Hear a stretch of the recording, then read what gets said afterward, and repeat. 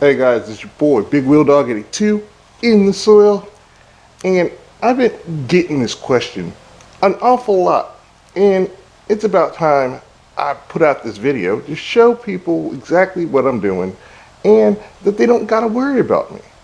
And you want to know what that question is? I'll tell you. Will, have you planted your garlic yet? The answer is I've got about half of it already out, but guess what? I haven't shown you guys how I do it, and I'm going to show you how I do it in my pots. So, if you haven't planted your garlic yet, or if you have no idea how to plant garlic, well guess what? I'm going to show you so you can get in on this year's challenge. Hashtag Garlic2026, and you could ride with your boy, Team Airman, instead of the Team Marine. We ain't playing with that, but I'm going to walk you through exactly what I do, how I plant it, and why I do the way I do. So why don't you guys go ahead, get ready, buckle in, because I'm about to show you all my little tricks.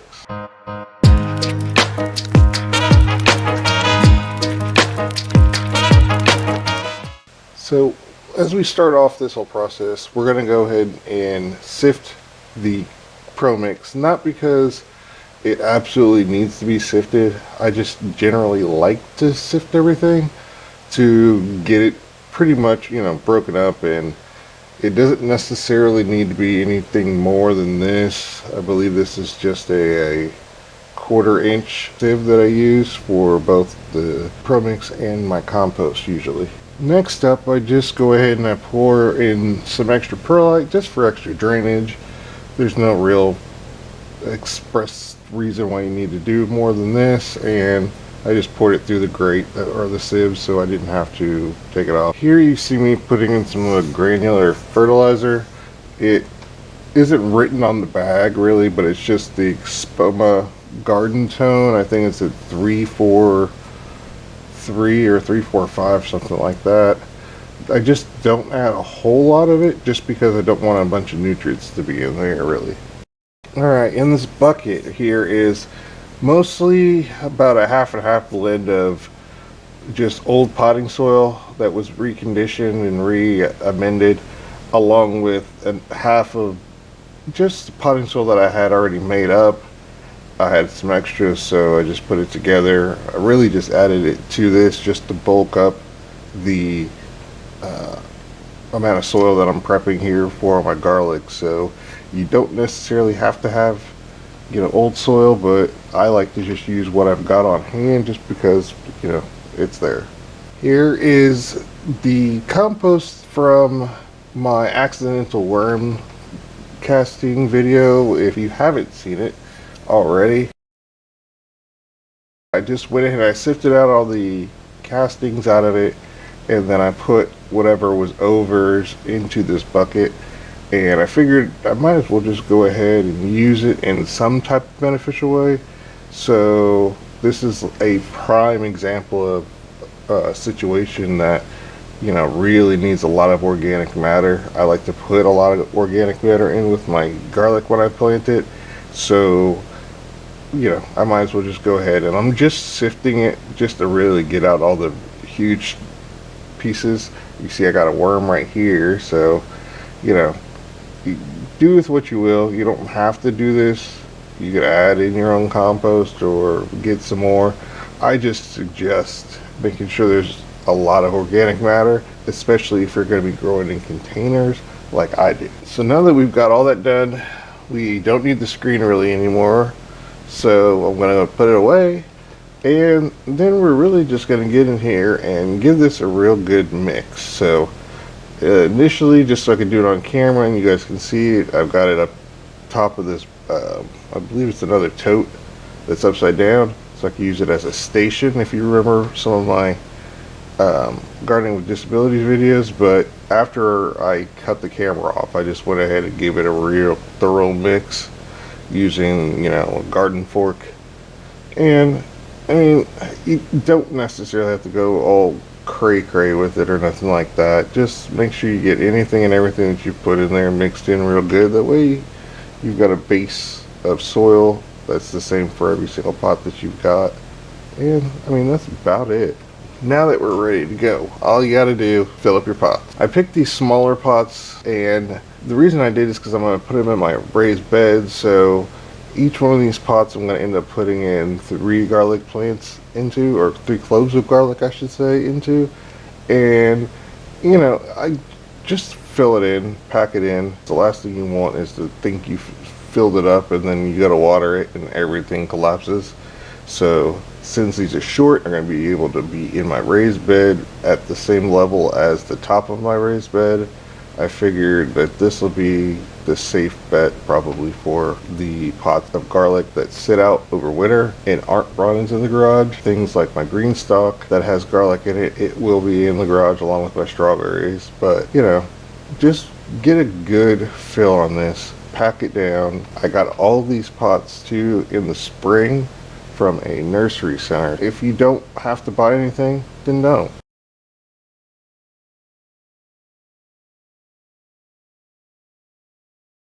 And there we go. All 3 are completely filled. And the next step is going to be adding in the cloves of garlic, but I'm only going to do 1 pot because y'all don't need to see me do it all.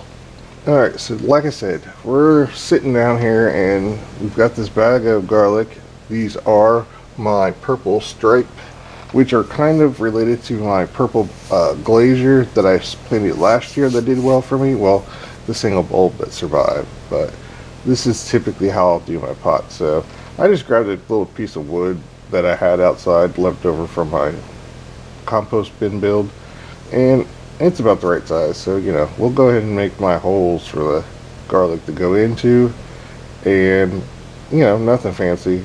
If you have a dibber, that would work too, but I just don't have one, so again, I'm just using what's on hand.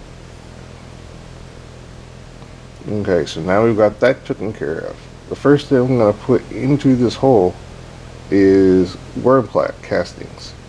And this is, since it's going to be sitting over winter, I don't really want it to do a whole lot of growing except for roots. So yeah, just a little bit of castings into the hole. And then we're going to follow that up with this bone meal here that we've got. And again, just a little bit into the holes. Doesn't have to be a whole ton, just enough to get it going for the most part until, you know, spring comes. And then we go ahead and mix it in, you know, a little bit of the potting soil, the worm casting, and the bone meal all mixed up and dispersed, so it's not just sitting on top of one amendment. And alright, here we go. 1 bulb. Get it all the way in there. Again, I'm going to be sticking it in the raised bed, so hopefully this will be good to go. We've got our second one in, and I'm just going as deep as I can with my fingers. It's probably about halfway down into that pot. I probably didn't have to go that deep, but you know, whatever. So, alright, now they're put to bed and covered up, and you know, pack them in a little bit, but you know, water's going to be taking care of most of this work. So next step I think we're going to is watering these in. Because I'm working inside my garage and I'm trying to keep everything as neat as possible without making a mess, I'm just watering these in inside of this tote here. It really just containing the water, and if you know, whatever water comes out, if it sucks back up to the pot, that's fine. We're not really trying to soak it down, but this potting mix, even after I blended it all together, it's pretty dry. So since this is the first watering of everything, we're just going to go for a real good soaking here to get everything, you know, just bedded in. So nothing real meticulous here. I figured it's a good idea to do if you're trying to do something inside and try to stay clean with it. Alright, now that we've gone through that entire way I do my garlic, some of you who have never done garlic before might be thinking, that's a lot of stuff to do. Or, where am I supposed to get compost and worm castings and, you know, amendments and stuff like that? Well, while it's a little complicated, it's not really. Because listen, we're only putting in a little bit of fertilizer, which the fertilizer I was using was a 343, I believe. Yeah, 343 garden tone. So that's available at the store. There's worm castings available in the store. Now, they're not going to be exactly the same or have the same nutrients or anything like that as mine, because mine's I make at home with my worm bins, but it's at least some castings that you're able to use and might help you get, maximum results.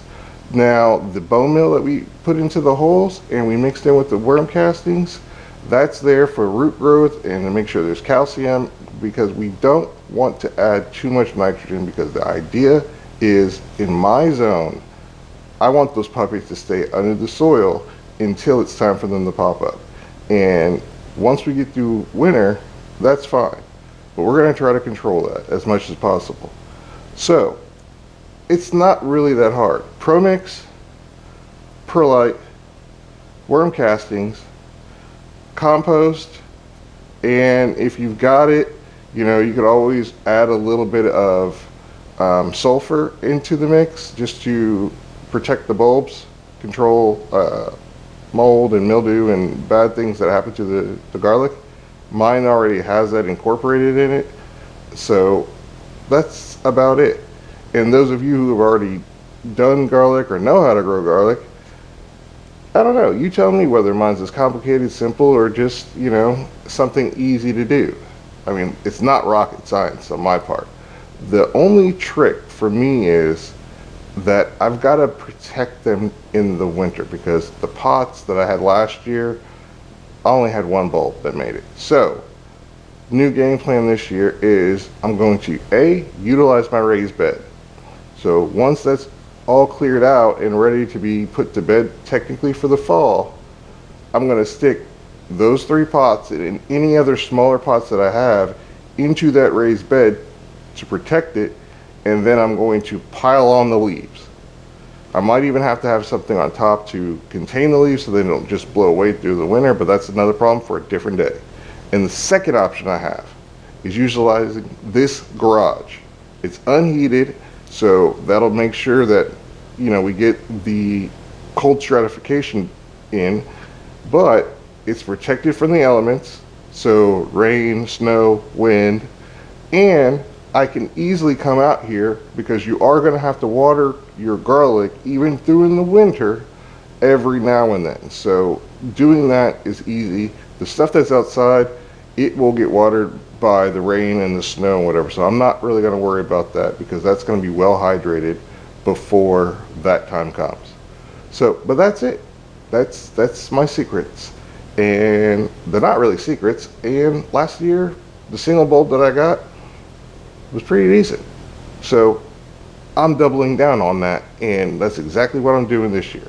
So there's more to it, but a lot of that's for the spring once your bulbs are starting to pop up. So the next time we revisit this, it'll be more of a, okay, now what do I do now that it's warm up and the garlic are starting to sprout. So thanks for joining me this time. I hope this gets you guys in the mood to plant your garlic or to get in on the garlic challenge, because you don't even have to record showing you planting it. If you already got it in the ground, you're good. All you got to do is just show us a video of you pulling your garlic out. And if you pay attention to Chad's video on his channel, which is Down Home Backyard Gardening, or there's the hashtag Garlic2026 video on my channel, both of those videos have the rules and how to enter into them listed in there in the description and in the video. So I will list both of those videos in my description, but I'll just attach my garlic challenge video to this video. So I hope you guys enjoyed, and I can't wait to see what everybody's doing this year. I'm your boy, Big Wheel Dog 82, eating the soil, and I'm out of here. See you guys later. Now I swear, if that boy Croc beats me one more time, I'm gonna lose my